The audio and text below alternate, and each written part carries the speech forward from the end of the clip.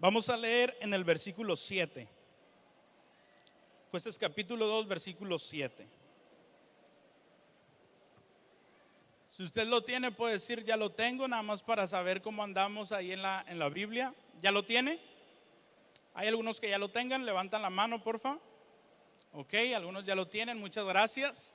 Vamos a leer la Biblia. Dice: los israelitas sirvieron al Señor todo el tiempo que vivieron Josué y los líderes que lo sobrevivieron, aquellos que habían visto todas las grandes cosas que el Señor había hecho por Israel.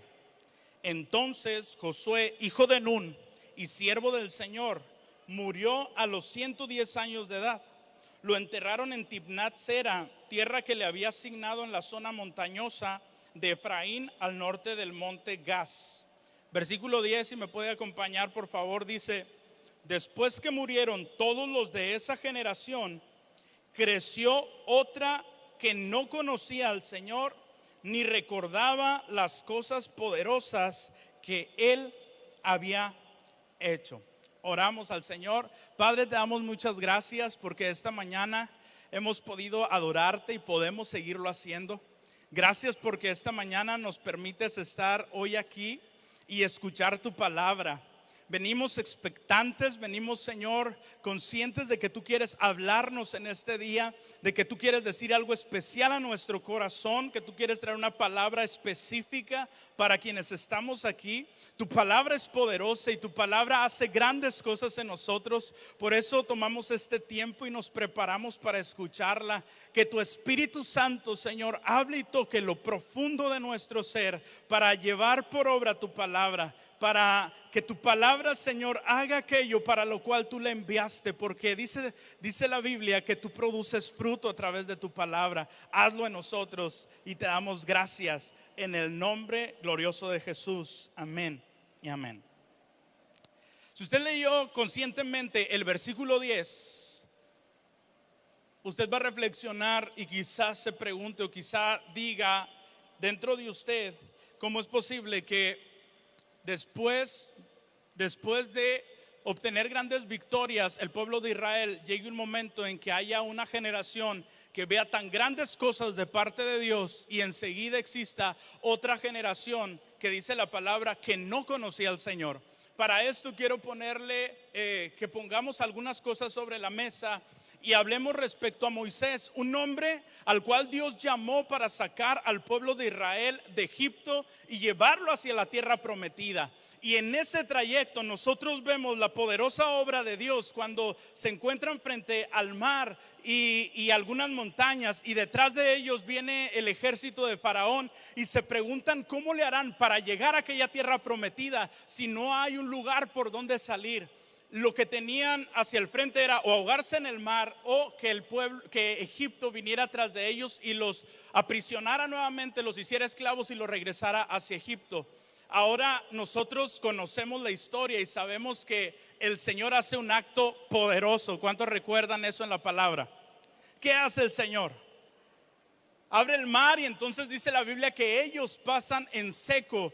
Y entonces está esta generación que está viendo estos gloriosos actos de parte del Señor. Sin embargo, también la Biblia habla que llega un momento en el que Moisés, este gran líder, este hombre que fue respaldado por Dios, este hombre que levantaba un clamor a Dios, el Señor escuchaba y respondía. Este hombre llega el momento en que muere y él no entra a la tierra prometida, no lleva a Israel a la tierra prometida, pero el Señor tenía una promesa con Israel. La promesa es que ellos entrarían a la tierra que fluye leche y miel, a la tierra prometida. Había una promesa de parte de Dios. Muere Moisés y entonces había un hombre que seguía a Moisés, que era como el segundo de Moisés, que aprendió de Moisés, y entonces nosotros recordamos a Josué. Y Josué es otro hombre importante en las escrituras al que el Señor usa para seguir con esa estafeta, seguir con esa obra que Dios tenía preparada. Y entonces el Señor usa a Josué y él es el que los lidera para ir a la tierra prometida.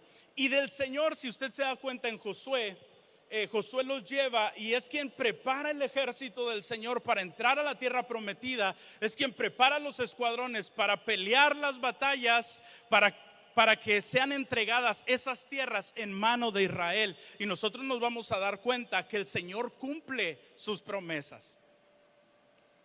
Es decir, que fíjese, ellos andaban en el desierto, andaban caminando errantes y podemos decir no tenían los armamentos necesarios para entrar en las batallas, no tenían las armas poderosas que podían tener las otras naciones que por estar en su tierra estaban preparados para hacerlas, las tenían quizá en algún almacén, no sé, como el día de hoy nosotros sabemos que hay unas naciones que lo están haciendo.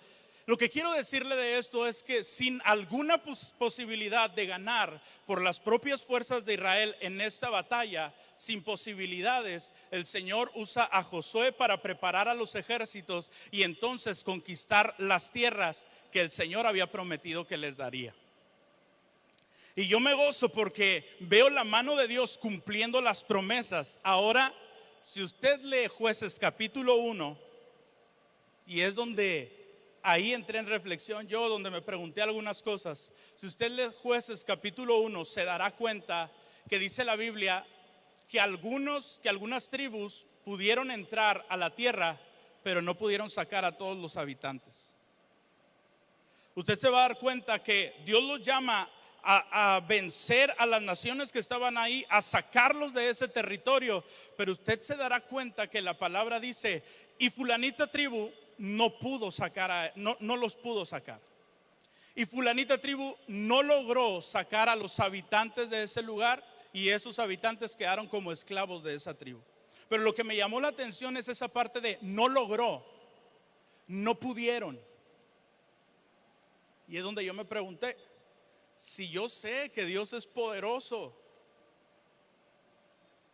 si el Señor es poderoso y les ayudó a vencer a esas naciones, no le veo yo el sentido, así pensé yo, no le veo el sentido de que no hayan podido sacarlos.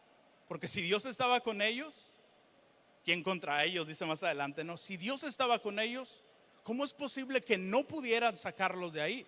Si el poder del Señor es más grande y usted y yo sabemos que en la Biblia está escrito cómo Dios ha hecho grandes maravillas, ¿cómo no poder sacar a esas personas de ahí? Y ahí me gustaría que nosotros pudiéramos pensar un poco respecto a eso. Le invito a Jueces capítulo 2, por favor, versículo 3. Y vamos a ir viendo algunas cosas en esta parte. Después de tener esto en mente,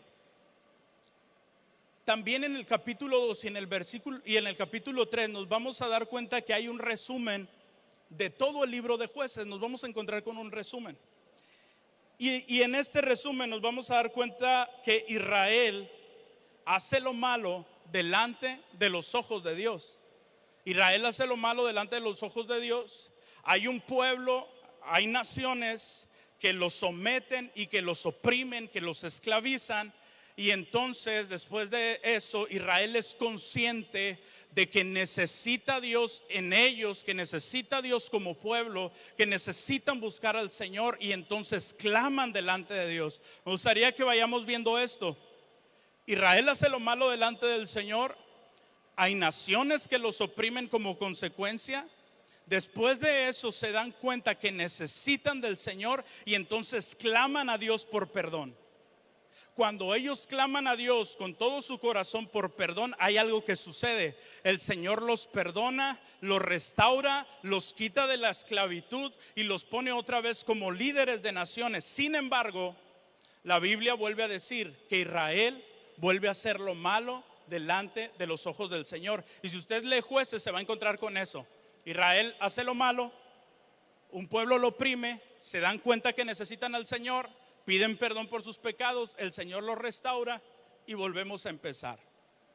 Es un ciclo que nos vamos a dar cuenta que existe en Jueces. Dije Juan para ver si estaban aquí. En Jueces. Es un ciclo que existe ahí. Le voy a ser sincero, yo se lo dije en un tiempo. Yo dije, híjole, Israel, qué bárbaro. Sí los critiqué, la verdad. Voy a ser honesto. ¿Cómo es posible que después de que el Señor los perdona, ellos vuelven a hacer lo malo delante del Señor? ¿Cómo es posible que después de que hacen lo malo, que hay un pueblo que los oprime y que ellos saben que es la bendición para ellos estar con el Señor, vuelven a pecar otra vez? Y yo se lo he dicho, pero ahí el Señor me dijo, ¿y tú qué? ¿Que acaso tú no has estado así? Son las cachetaditas de guante blanco que el Señor nos da a nosotros. Nos vamos a encontrar también aquí que hay algo muy peculiar en Jueces, en esto que acabamos de leer en Jueces capítulo 2. Hay una transición de generaciones. En Jueces capítulo 2 hay una transición donde Josué muere. Recuerde, el líder que los llevó hacia la tierra prometida, quien dirigió al pueblo para que entrara a esa tierra, quien conquistó naciones, ese líder muere. Y también dice que después mueren todos aquellos líderes que le sobrevivieron, aquellos líderes que vieron la grandeza del Señor. Llegó un momento en que dejaron de existir, y entonces se levanta una nueva generación, y habla de esta generación como una que no conocía al Señor. Fíjese, esta generación no conocía al Señor y tampoco recordaba las grandes cosas que el Señor había hecho con sus antepasados. Yo le puse, si usted ve el mensaje ahí en su boletín, yo le puse generaciones conectadas, y es una paradoja de lo que está sucediendo aquí. Aquí vemos a generaciones desconectadas. Sucedió algo pasó en esta transición, algo pasó para que hubiera una generación que había visto grandes cosas de Dios, y después emergiera otra generación que no conociera del Señor y que tampoco recordara las grandes cosas que el Señor había hecho. Algo pasó en esa transición, algo sucedió. Ahora, ante esta situación hay algo que Dios hace. Aunque emerge esta generación que no conoce al Señor y que no recuerda esas obras poderosas, hay algo que el Señor hace en medio de esto. Y mire, quiero hablarle de tres situaciones que Dios aprovecha, tres situaciones que el Señor torna para bendición, que a lo mejor Israel no lo vio así, y que quizá usted y yo no lo vemos así tampoco. De hecho, yo había pensado ponerle al sermón tres cosas que los cristianos odian, pero no se la puse así porque dije, híjole, no los vaya a espantar. Pero son tres situaciones que no quisiéramos en nuestra vida. Yo les soy honesto, son tres situaciones que a mi vida yo le diría, hey, ¿quisieras pasar por estas situaciones? Yo le digo, no quiero pasar por ahí. Pero las pasamos usted y yo, así como la pasó este pueblo. Esto fue lo que hizo el Señor. Y la primera situación de la que le quiero hablar es que pasaron por tentaciones. ¿A cuántos les gusta ser tentados? No escucho los amenes. Si les soy honesto, si les soy sincero, me cae gordo ser tentado. No me gusta ser tentado. No me gusta. El pueblo de Israel pasó por tentaciones. Jueces capítulo 2 versículo 3, mire lo que hizo el Señor con esta generación. Ahora declaro, dice, que ya no expulsaré, y este es un propósito de Dios. Ahora declaro que ya no expulsaré a los pueblos que viven en la tierra de ustedes. Ellos les serán espinas clavadas en el costado, y sus dioses serán tentación constante para ustedes. Y entonces ahí es donde caigo en cuenta por qué no pudieron sacar a las demás naciones de ese territorio. El Señor aprovecharía esa circunstancia, el Señor aprovecharía esa situación para bien. Israel estaría tentado a adorar a otros dioses. Israel estaría tentado a practicar las cosas que otros pueblos practicarían. ¿Y sabe por qué? Porque esas prácticas eran atractivas. porque quizá para ellos vivir de aquella manera era algo atrayente. Y si usted y yo, bueno, en lo personal soy honesto con usted, cuando hablamos de tentación me encantaría que eso no existiera, me gustaría que no existiera. Pero así como el Señor no sacó a aquellos pueblos, así nosotros estamos viviendo el día de hoy con cosas que nos atraen a usted y a mí. Y eso tiene un propósito. La tentación tiene un propósito. Ahora le quiero decir, no significa que porque la tentación tenga un propósito, Dios nos tienta. ¿Sí? Quiero dejar eso en claro. No significa que porque haya tentaciones es Dios tentándonos a usted y a mí. La palabra de Dios dice que Dios no tienta a nadie. Que nosotros, de los deseos profundos de nuestro corazón y por las artimañas y estrategias del enemigo, nosotros desde esos deseos somos tentados a hacer alguna u otra cosa que no es agradable delante de los ojos de Dios. La tentación no tiene un espectro maligno, una apariencia horrible. La tentación es atractiva y es deseable, pero es engañosa. La tentación es atractiva, es deseable, pero también es engañosa. Ahora, partiendo de ahí, nosotros debemos entender entonces que es desde nuestros propios deseos, desde nuestro propio interior, que surgen aquellos deseos por los cuales nosotros somos tentados a causa de cosas atractivas. Quizá el día de hoy haya música atractiva para ti, para mí. No le hago un ritmo de una canción que me dice Nancy, hey, ¿por qué? Y ese ritmo, no sé, le digo. Puede haber música atractiva para usted, para mí. Puede haber películas atractivas para usted y para mí. Pueden haber diferentes cosas que sean atractivas, que sean deseables para usted y para mí. Y eso también puede ser que nos aleje de nuestro enfoque de Jesús.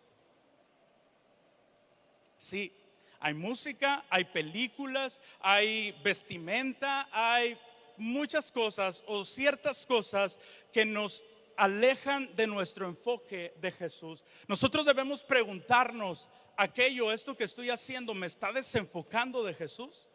Porque el centro de nuestra vida como creyentes es Cristo. Entonces nuestro enfoque necesita estar puesto en Él.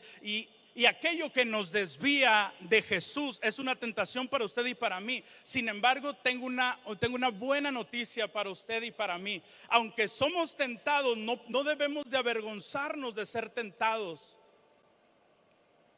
No sé si pueda explicarme respecto a eso, darme a entender. Yo no debo avergonzarme por ser tentado.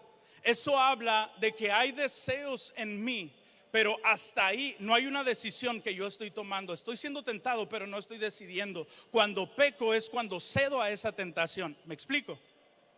Entonces usted y yo, cada uno de nosotros, amados, tenemos algo por lo cual somos tentados. Le doy 5 segundos, ¿está bien? Le doy 5 segundos para pensar en algo que sea una tentación para usted. 1, 2, 3, 4, 5. ¿Ya lo pensó?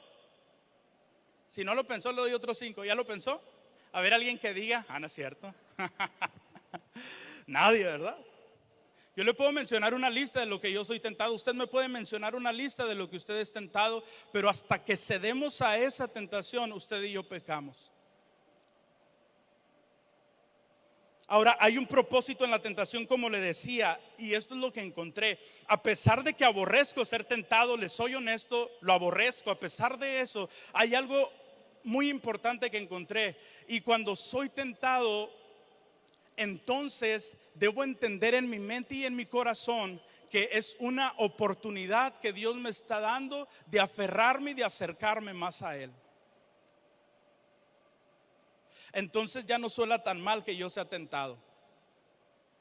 Ya no suena tan mal que haya algo en algún momento que yo pase por algún lugar y que hay una tentación ahí para mí, porque esa tentación debería recordarme de quién dependo. Y entonces cuando recuerdo eso, acercarme más y centrarme más en Jesús. Es decir, si hay una canción que a ti te desenfoca de Jesús, si hay un tipo de película que a ti te desenfoca de Jesús, no sé, ustedes ayúdenme, si hay varias cosas o algunas cosas que te desenfoca de Jesús, entonces ahí debes de ser consciente y decir, no, este es el momento importante en el que yo debo doblar mis rodillas, o si voy caminando en alguna parte, recordar a Jesús y decirle, Señor, ayúdame.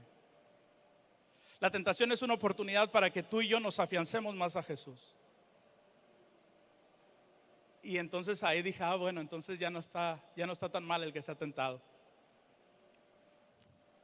Sabe, ningún esfuerzo nuestro como personas puede librarnos de la tentación. Ningún esfuerzo de nosotros. La realidad es que por nuestros propios esfuerzos no podemos mantenernos firmes ante las tentaciones. Habrá un momento, si lo hacemos por nuestras propias fuerzas, habrá un momento en que usted y yo flaqueemos y caigamos. Sin embargo, si usted y yo recurrimos al Señor cuando somos tentados, hay algo especial que sucede. El Espíritu de Dios está ahí para sostenernos y para afirmarnos en Cristo Jesús. Si la vida del cristiano se basa en seguir a Jesús, la tentación también es algo que puede ser usado para que tú y yo recordemos que dependemos totalmente del Señor. Y sabe que eso habla de que necesitamos tener una relación permanente con Jesús. Por eso ahora ha cambiado mi perspectiva de, híjole, esas tentaciones como son regachas y me caen. Ha cambiado esa perspectiva a decir, ahora entiendo que necesito una relación constante y una relación permanente con Cristo, porque es el único que puede sostenerme en medio de las tentaciones. Y le quiero decir algo, yo no soy el único que le caía gordo ser tentado.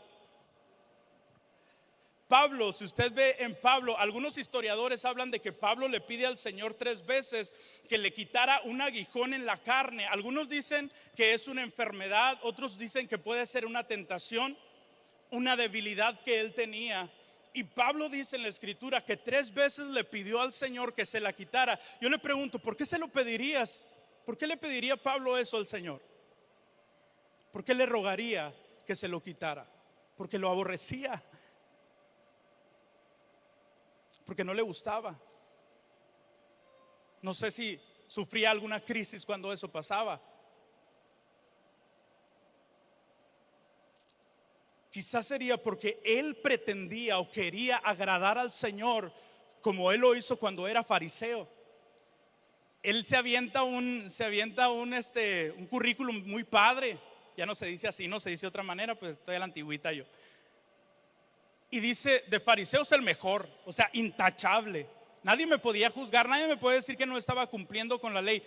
Me imagino que ahora en este momento, cuando conoció a Jesús, decía, Señor, pero yo quiero amarte con toda mi vida, quiero seguirte, y está esta tentación o está esta debilidad en mí. Pero ¿sabe qué le contesta el Señor?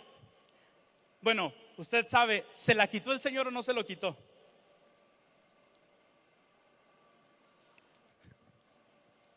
Se lo he pedido 3 veces, pero no lo hizo. Se lo he pedido en 3 ocasiones y no lo ha hecho.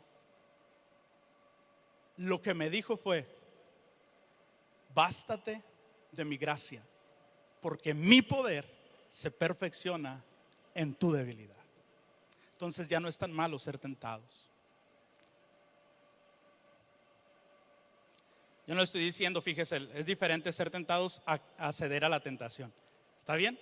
Hago esa aclaración. No es tan malo entonces ser tentados, porque ahí es donde se perfecciona la obra de Dios en usted y en mí. Ahí es donde usted y yo reconocemos que hay una debilidad en nosotros y entonces volteamos a aquel que puede sostenernos y que puede ayudarnos. Es ahí donde nosotros caemos en cuenta que necesitamos una relación permanente con Jesús y que lo más hermoso que podemos tener es esa relación con Él. Bástate en mi gracia, porque reconocerás que yo soy fuerte en medio de tu debilidad. Sabe, en medio de nuestras debilidades y en medio de nuestras tentaciones, el Señor se hace tan fuerte que sostiene nuestra vida. Él es poderoso para sostenernos firmes y no caer. Entonces la tentación nos refiere y nos recuerda que dependemos de Jesús, que lo necesitamos a Él. Dice, en 3 ocasiones distintas le supliqué al Señor que me la quitara.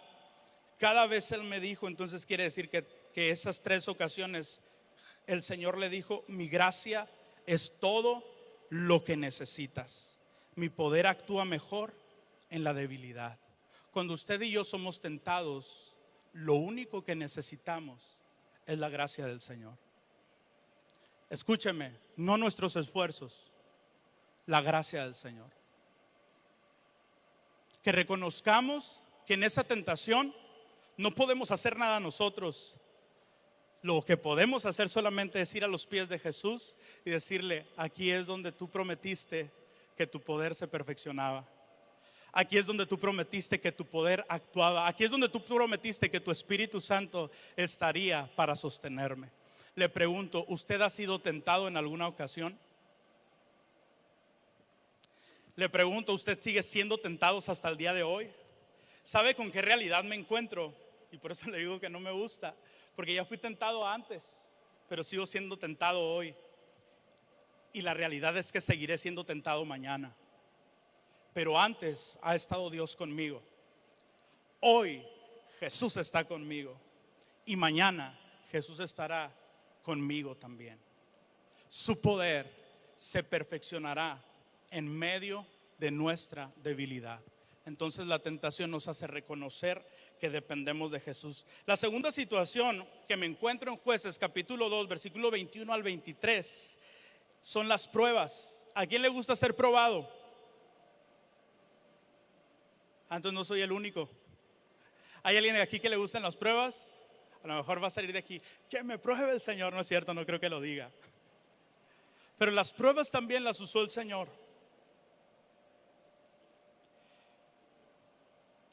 La tentación es una cosa y las pruebas es otra. La tentación es algo que surge desde mi interior y que el maligno con sus estrategias me seduce para caer ahí. Pero la prueba, le quiero decir que la prueba, quien prueba los corazones, yo le pregunto a usted, ¿quién cree que prueba el corazón?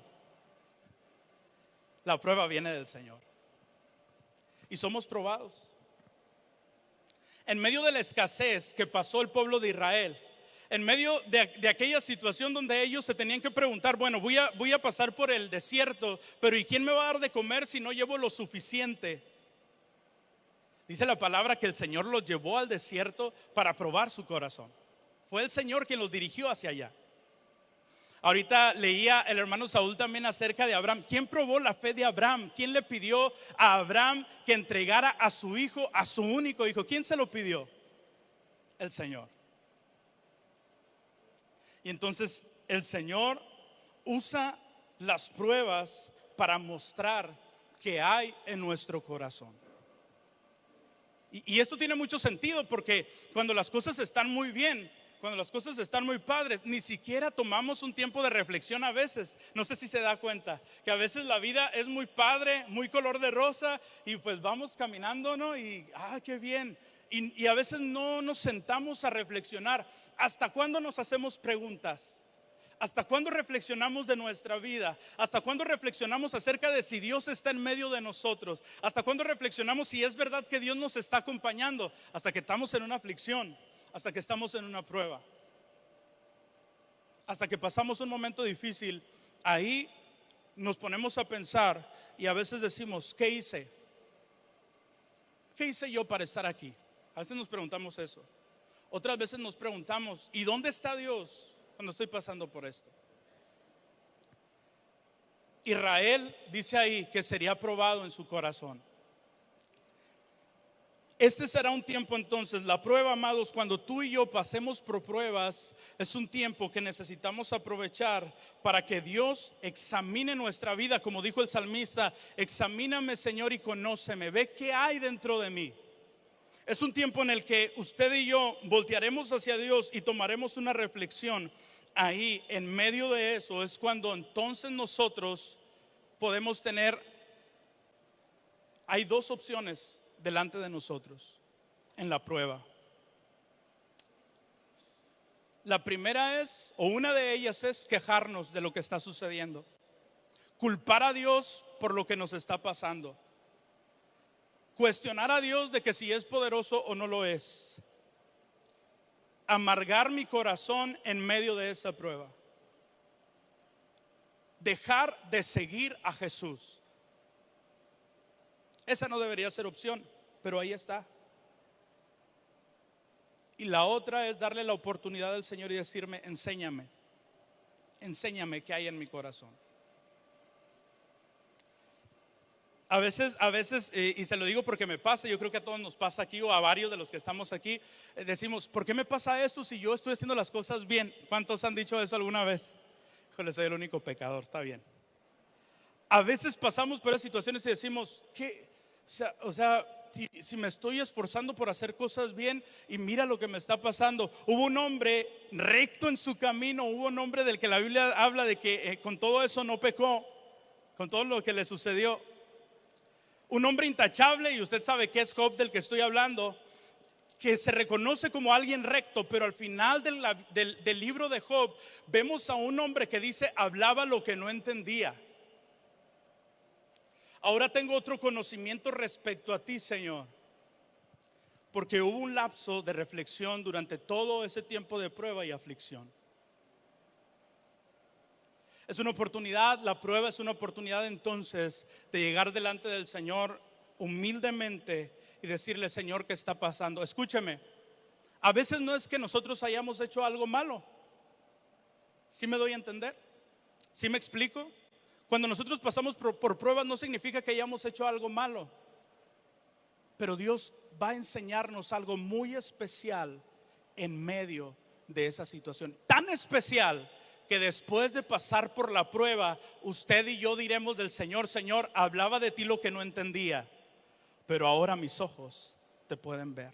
Señor, yo pensé que tenía un tipo de fe cuando estaban bien las cosas, pero al momento de pasar por ahí me di cuenta que necesitaba aferrarme más a ti, me di cuenta que necesitaba confiar más en ti, me di cuenta que había estas situaciones en mi corazón, estos pecados dentro de mí, me di cuenta que había estas amarguras dentro de mí y necesitaba entregártelas. Y después de que pasamos por ahí, volteamos y decimos: si Dios no me hubiera hecho pasar por ahí, yo no le hubiera entregado esto al Señor. Dice la Biblia que el Señor, como a oro, nos mete a fuego, y eso es para sacar las impurezas que están en nuestra vida.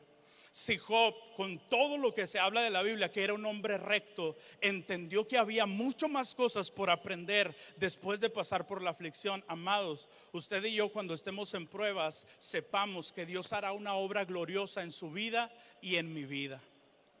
Que Dios amoldará ese barro y lo hará de acuerdo a su voluntad y a su propósito. Y entonces usted y yo glorificaremos al Señor después de haber pasado por ahí. Deuteronomio 8, capítulo 8, verso 2 dice: recuerda cómo el Señor tu Dios te guió por el desierto durante 40 años. Y fíjese lo que dice en esta parte. ¿Se va a decir ay o se va a decir amén? Donde te humilló y te puso a prueba para revelar tu carácter y averiguar si en verdad obedecerías sus mandatos. Sí, te humilló permitiendo que pasaras hambre y luego alimentándote con maná, un alimento que ni tú ni tus antepasados conocían hasta ese momento. Lo hizo para enseñarte que la gente no vive solo de pan, sino que vivimos de cada palabra que sale de la boca del Señor. En todos esos 40 años, la ropa que llevabas puesta no se gastó y tus pies no se ampollaron ni se hincharon. Ten por cierto que, así como un padre disciplina a su hijo, el Señor tu Dios te disciplina para tu propio bien. Este es el propósito: revelarnos nuestro carácter, revelarnos nuestro corazón. Y si realmente entendemos el plan de Dios en medio de la prueba, sabe, llegaremos con un corazón humilde delante de Él y le diremos: Señor, sigue haciendo tu obra en mí. Señor, hazlo cuanto sea necesario, porque la disciplina del Señor es porque Él nos quiere cerca de Él. Es porque quiere que usted y yo entendamos que nosotros vivimos gracias por Él y para Él. La prueba entonces, a pesar que es difícil, a pesar de que yo le diría, a mí me gustaría sacarle la vuelta, que las pruebas pasen por allá, Señor, y a mí manténme aquí en una burbuja, eso no será posible, porque el Señor quiere transformar mi carácter. Le pregunto, ¿somos de los que seremos de los que humildemente llegaremos delante del Señor y le diremos, Señor, enséñame qué estás haciendo en esto? Háblame a mi corazón, muéstrame mis caminos y ayúdame a seguirte a ti. El salmista le dijo eso: examíname, oh Dios, y conóceme. Ve si hay en mí camino de perversidad, pero guíame por el camino eterno. ¿Hacia dónde queremos caminar usted y yo? ¿Hacia dónde queremos caminar?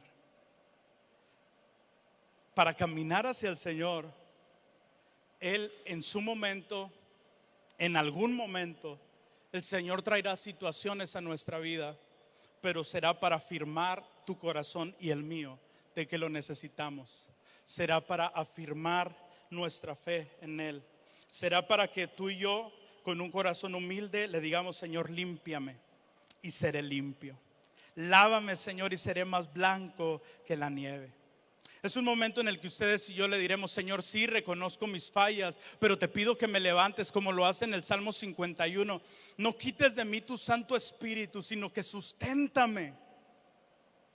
Señor, sí, anduve equivocado, anduve errante, anduve por lugares donde no debí de haber ido, y esto me ha enseñado que necesito enfocar mi mente y mi corazón hacia ti. Ayúdame a seguir, que tu Espíritu Santo me sostenga, que tu Espíritu Santo me sustente. ¿Y sabe qué hace Dios en medio de nuestras pruebas? Y cuando nos restaura y cuando nos levanta, ¿sabe qué Dios hace? Dice la Biblia que otros mirarán las grandezas que Dios hace contigo y conmigo y también creerán.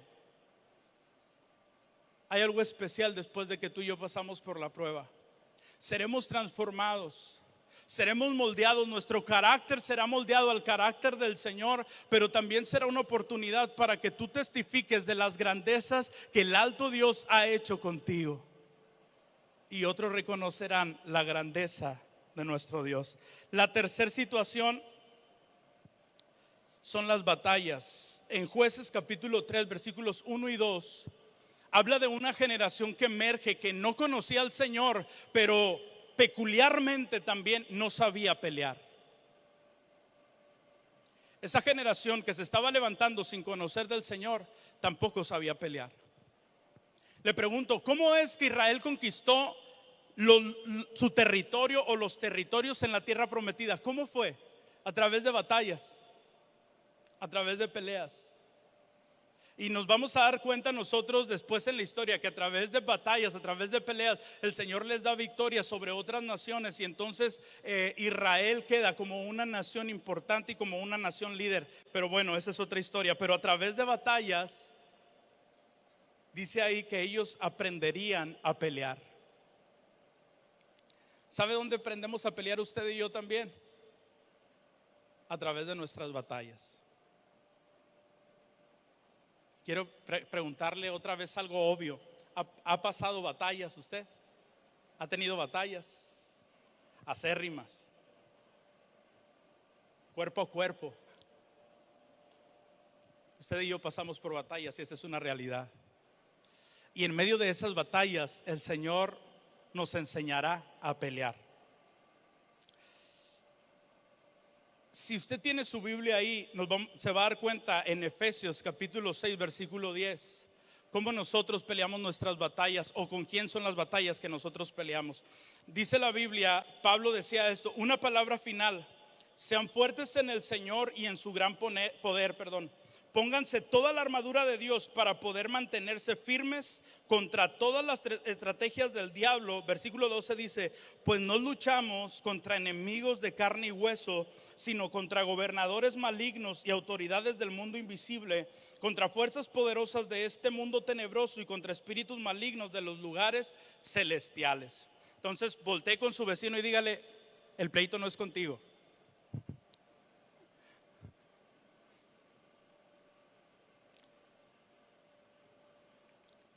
Pero si mi jefe me corrió del trabajo, piense y dígale a su jefe, el pleito no es con él. Hay batallas que usted y yo luchamos, pero no son contra las personas.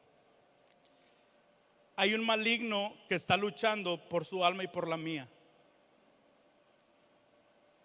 Hay un maligno que quiere luchar contra nosotros para ganar nuestra alma.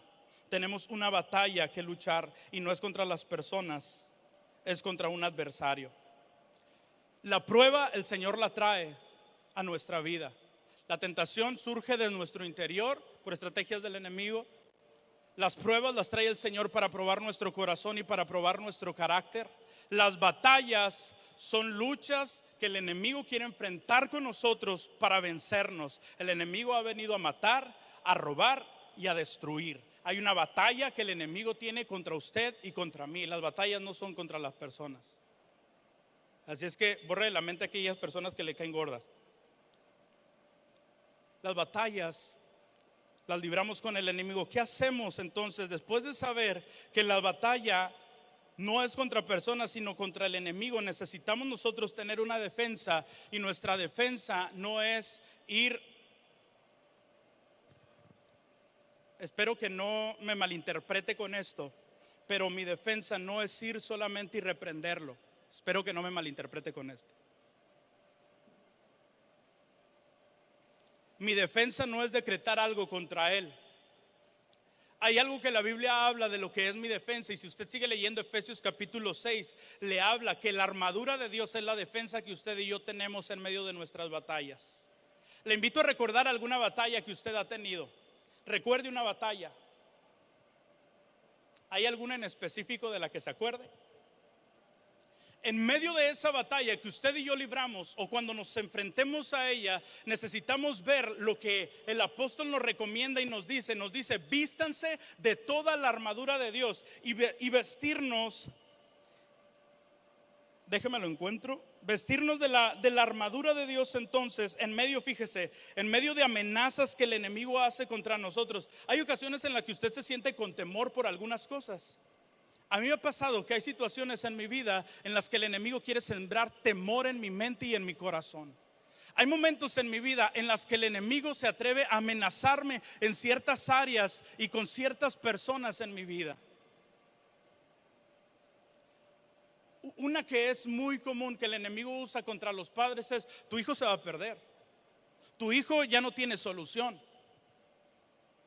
Es algo que quiere que se meta en nuestra mente y en nuestro corazón, y es una batalla que libra para que usted y yo nos cansemos y ya no hagamos nada. La depresión es una batalla en la mente que necesitamos librar, porque tú no fuiste para estar deprimido, no fuiste creado para estar deprimido toda la vida. No fuiste creado para no levantarte de tu cama a gusto. No fuiste creado para eso. No fuiste creado para vivir con amargura en tu corazón, pero estás luchando con algunas discusiones, con algunas situaciones que tú viviste con alguien. Estás luchando aún con eso, con la falta de perdón en tu corazón. Sigues luchando, y luchamos con muchas cosas en nuestra vida. Y son luchas que el enemigo quiere ganarnos. Son luchas donde él quiere ganar terreno en nuestra mente y en nuestro corazón. Pero sabe, en medio de eso entonces es el Señor quien nos habla en su palabra y nos dice que necesitamos vestirnos con la armadura de Dios para que usted y yo podamos vencer en medio de eso.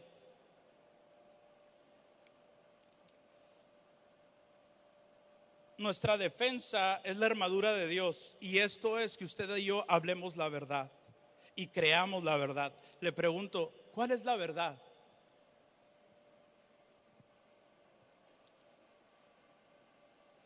También la armadura de Dios significa que busquemos la justicia de Dios en nuestra vida.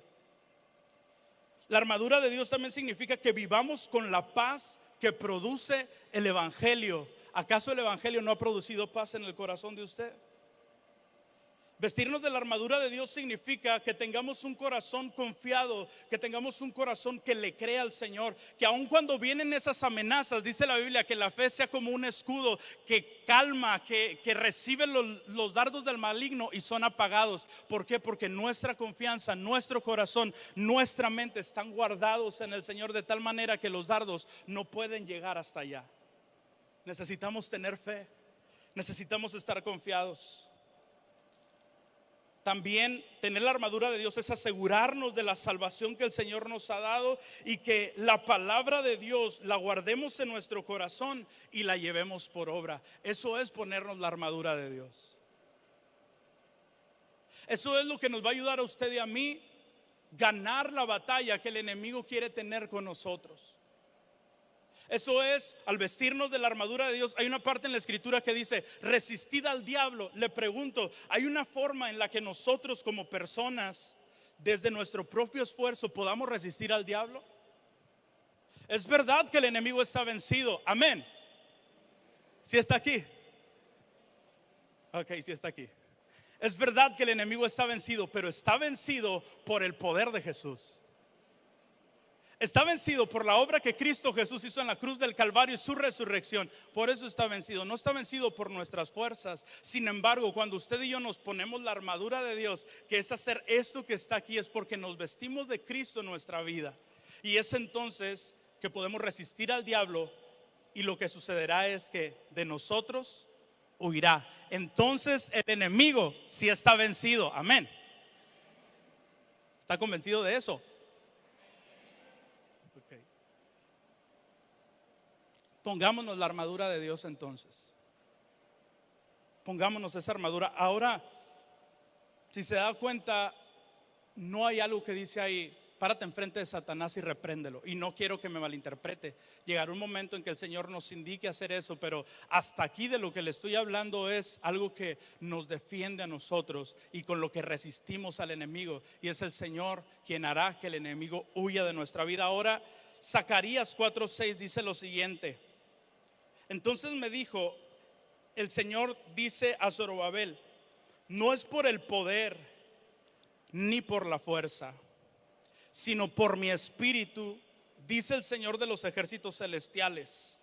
Nada impedirá el camino de Zorobabel, ni siquiera una montaña gigantesca, pues se convertirá en llanura delante de él. Y cuando Zorobabel coloque la última piedra del templo en su lugar, la gente gritará, Dios lo bendiga, Dios lo bendiga. Estaba hablando de una restauración que habría para el pueblo de Israel, y en medio de eso pudieran presentarse naciones peleando contra ellos. Pero ahí es donde le da este consejo, donde Dios le habla y le dice, no es con tu fuerza, no es con tu poder, sino con mi Santo Espíritu, dice el Señor de los ejércitos. Y aun cuando se te aparezca una montaña, se convertirá en llanura. Quiere decir esto, que aun cuando aquella situación que esté en nuestra vida, que se presente con nosotros, aun esas amenazas, aun las acusaciones en nuestra mente, lo que sea que venga a nuestro corazón para que usted y yo caigamos derrotados, eso se deshará, porque será el Espíritu de Dios protegiéndonos a usted y a mí y luchando nuestras batallas. No se trata de nuestra fuerza,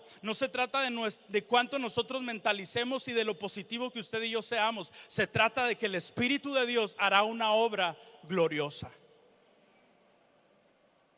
Es entonces el poder del Señor peleando nuestras batallas. Otra vez, ¿hay alguna batalla que usted está enfrentando el día de hoy? El Señor le dice, es con mi Santo Espíritu. Y aun cuando te encuentres con una situación que pienses que es mucho más grande que tú, eso se convertirá en nada por mi Santo Espíritu.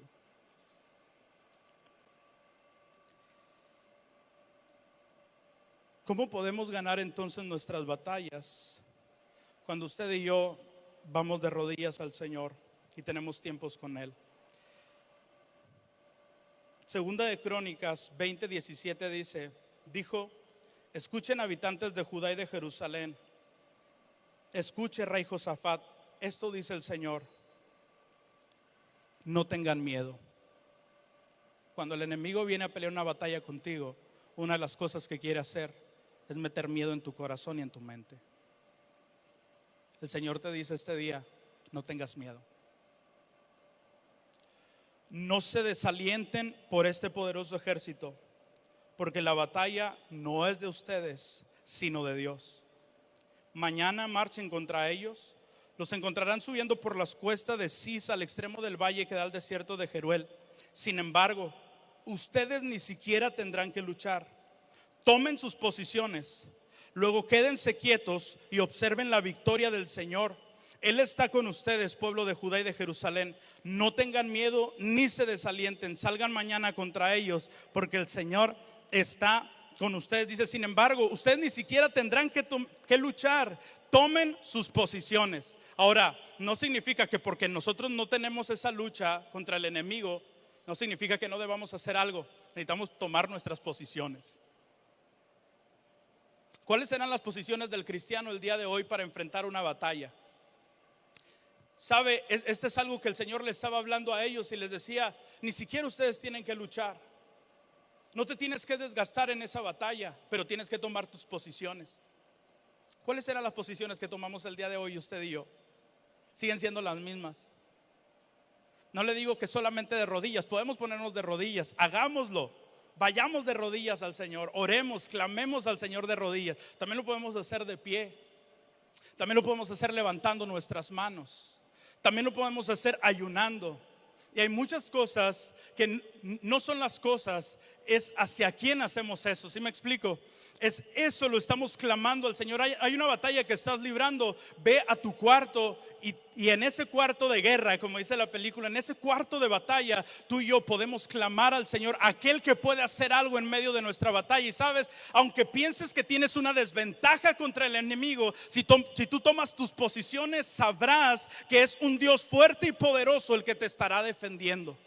Sabrás que hay un Dios todopoderoso que está peleando tu batalla y que no será necesario que tú te desgastes en esa batalla, porque hay alguien que está luchando por ti.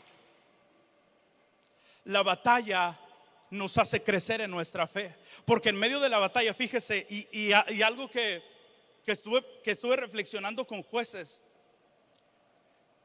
Israel pecaba delante de Dios, era oprimido, se arrepentía, el Señor lo perdonaba y les daba la victoria. Pero Israel volvía a pecar, y entonces lo oprimían, se arrepentía, el Señor los perdonaba y les daba la victoria. Espero no meterme en una, espero que, ¿cómo se le dice así cuando dices algo equivocado? Herejía. Pero el Señor nos puede dar batallas a usted y a mí, aunque no tengamos una relación con Él. El Señor nos puede ayudar a ganar batallas, aunque no tengamos una relación con Él. Porque Israel ganó sus batallas y de todas maneras no tenía una relación con Él. Solo era un momento en el que se sentía amedrentado. El Señor los perdonaba y les daba la victoria, pero volvían a pecar otra vez. Se volvían a olvidar de Dios. Las batallas no hablan de nuestra relación con Dios. Sí hablan de nuestro clamor. Sí hablan de que usted y yo tomamos nuestras posiciones. Pero el ganar nuestras batallas hablan de un Dios misericordioso, amoroso y poderoso. Las batallas hablan de un Dios que escucha el clamor de alguien, aunque haya estado en pecado. Se compadece, tiene misericordia y nos levanta de ahí. Entonces la batalla nos enseña quién es Dios, no quiénes somos nosotros. La batalla nos enseña en que Dios sí se puede confiar. Las batallas nos demuestran que para Dios, amados, no hay nada imposible. Las batallas nos enseñan que no habrá enemigo que se interponga ante nosotros, porque el Señor ha prometido y sigue caminando con nosotros. Entonces las batallas nos hablan de que Dios es un Dios fiel también. La batalla nos habla de cuán grande es Dios. Y si nosotros aprovechamos nuestras batallas, acrecentan nuestra fe. Si usted y yo aprovechamos esas batallas que vivimos y lo podemos hacer con toda confianza. Ahora, no se sientan mal por lo que acabo de decir de que no es una relación con Dios. Lo que quería definir es de que la batalla de quien habla es de Dios, no de nosotros, no de nuestra fidelidad, no de lo bueno que nosotros somos. Hablan del amor, de la misericordia y del poder que Dios tiene. Pero si usted y yo sabemos aprovechar esas batallas, nuestro corazón se afirmará más en Jesús. Procuremos que cuando peleamos nuestras batallas, nuestro corazón se afiance al Dios Todopoderoso. Como decimos, no nos tomemos del milagro, sino del Dios que hace que los milagros sucedan. La batalla habla de la fidelidad de Dios. Voy a cerrar. Me faltan 2 veces de decir eso. Voy a cerrar. Israel, cuando anduvo con Josué, también fue tentado. Yo le estoy hablando de 3 cosas que el Señor usó con esta generación que no conocía al Señor.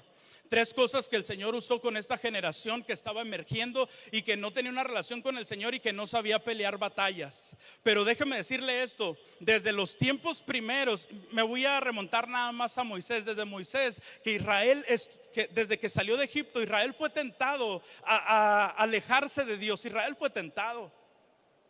Israel pasó por pruebas. Cuando anduvo con Moisés, tuvo sus pruebas, pelearon sus batallas. Cuando Josué se levantó como líder, el pueblo seguía teniendo tentaciones. El pueblo seguía teniendo pruebas y el pueblo seguía teniendo batallas. Entonces no era nada nuevo que ahora estuvieran en esta situación y fueran tentados, fueran probados y estuvieran pasando batallas. Hay una diferencia nada más. Hubo una desconexión de una generación a otra. Cuando Moisés le pasó la estafeta a Josué, había una conexión. Pero si se da cuenta, cuando Josué muere y los líderes que le sobrevivieron mueren, no hay otro líder que haya estado siguiendo a Josué y que ya hubiera una transición de pase de estafeta. Hay una desconexión entre una generación y la otra. Algunos dicen, no, es que Josué no se preocupó por levantar a otro líder. Algunos dicen, es que no le tocó a él porque después de él había una generación de líderes que sí vieron las maravillas de Dios. Fue la responsabilidad de esta generación por no decirle a la otra generación lo que podía pasar, por no hablarle de que en medio de las tentaciones el Señor les estaba diciendo que confiaran en Él y que dependieran de Él. En medio de la prueba, Dios les quería hablar al corazón para que ellos se arrepintieran de sus malos caminos. Y en medio de la batalla, Dios quería mostrarles que Él era lo suficientemente poderoso como para darles las victorias. Quizá no hubo un líder que se levantara en medio de ellos y les pudiera explicar estas cosas, les pudiera hablar de estas cosas. Quizá Moisés y Josué pudieron vivir eso y pudieron platicarlo. Pero ante esta generación que estaba emergiendo, la palabra de Dios dice claramente que no había alguien que conociera al Señor y que recordara aquellas cosas asombrosas que el Señor hizo. La cosa es que tú y yo pasamos tentaciones, pasamos pruebas y pasamos batallas. Y demos gracias a Dios que hubo una generación, la generación de tus padres quizá, la generación de hermanos mayores tuyos, la generación de un desconocido que estaba en una iglesia y que pudo compartir contigo sus tentaciones y que Dios se mostraba fiel con él y lo levantaba de ahí. Tal vez se levantó una generación que te dijo, en medio de la prueba, lo que el Señor quiere hacer es mostrarte lo que hay en tu corazón, es moldear tu corazón y levantarte nuevamente para que sigas avanzando. Quizá en medio de la batalla hubo alguien que te dijo, ¿sabes qué? Es el Señor quien pelea tus batallas. Lo único que tú tienes que hacer es tomar tus posiciones, orar al Señor, porque de Él es la victoria y Él te la dará. Hay alguien que nos dijo eso a ti y a mí. ¿Cierto? Quizá hubo alguien que estuvo ahí. El asunto es que hoy se está levantando una generación este tiempo. Una generación que también va a ser tentada, amados. Que van a venir tentaciones a sus vidas. Niños, adolescentes y jóvenes que serán tentados. Y necesita haber una conexión entre esa generación y nosotros. Están aquí aún. Hay una generación de niños, adolescentes y jóvenes que están siendo tentados. Y platicábamos con los pastores hace unos días. Una clase de música Que, o sea, no es para que nadie la escuche, pero mucho menos un niño. Y eso está en el YouTube. Y hay muchos de nuestros niños que pueden entrar ahora. Hay contenidos en internet, hay contenidos en Facebook, hay situaciones en la escuela, hay situaciones que están pasando nuestros niños, nuestros adolescentes y jóvenes, y necesita haber una generación que conecte con ellos. Porque así como usted y yo pasamos tentaciones, pruebas y batallas, ellos a su tierna edad las están pasando ahorita. Las están pasando. La pregunta es, ¿estamos conectando con ellos? Nos estamos acercando a ellos, les estamos hablando de que en medio de eso el Señor está con ellos. Ahora sí, para terminar, yo recuerdo que tenía 8 años. Ni modo, me voy a exhibir. Yo tenía 8 años y le dije a mi papá, yo estaba jugando con mis amigos que no eran cristianos un domingo en la mañana, y me dice mi papá, vámonos a la escuela dominical. Yo le dije, no quiero ir.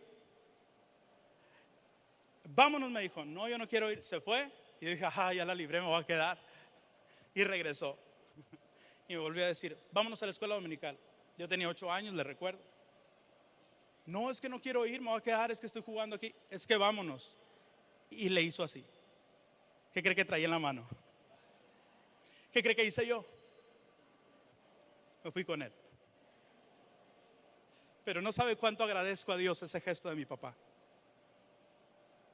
Si algo le tengo que agradecer a Dios, hay muchas cosas, pero algo que agradezco es ese gesto de mi papá que me pudo haber dejado ahí.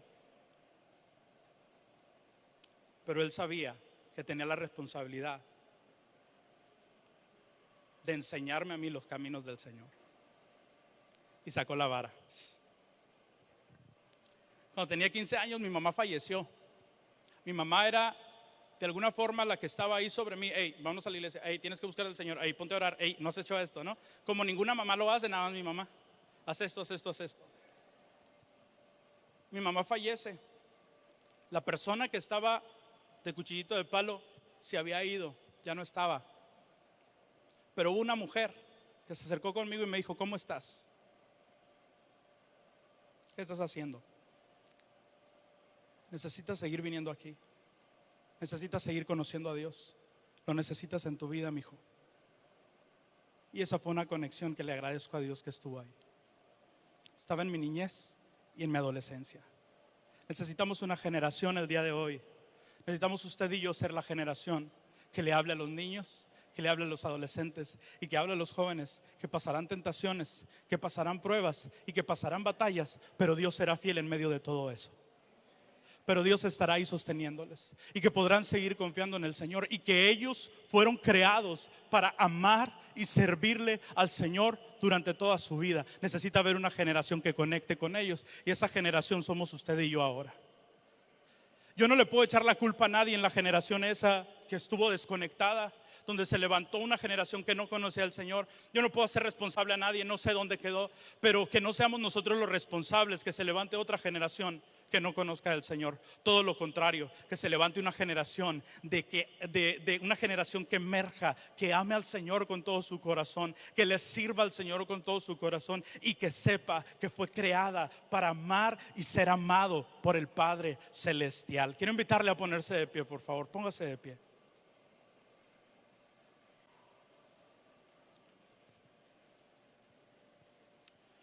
Yo no quiero preguntarle si usted es esa generación porque lo implico. Usted y yo somos esta generación. Usted y yo somos esa generación. Y si está su pareja con usted el día de hoy, yo le invito a tomarle la mano a su pareja, por favor. Si usted tiene hijos y no están aquí y está su pareja, tome la mano a su pareja, por favor. Porque usted es esa generación. Porque hoy tiene que haber una generación conectada. Y yo quiero invitarle a que esta oración que hagamos, la hagamos como un compromiso delante del Señor.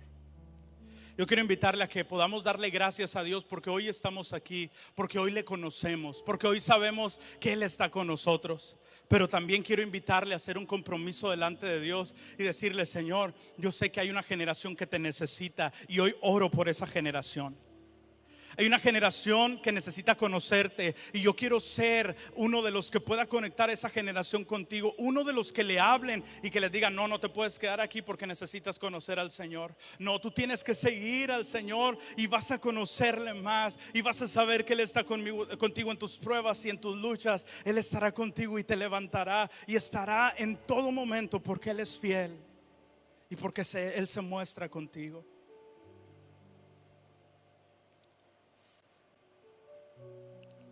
Le invito a orar, le invito a decirle al Señor: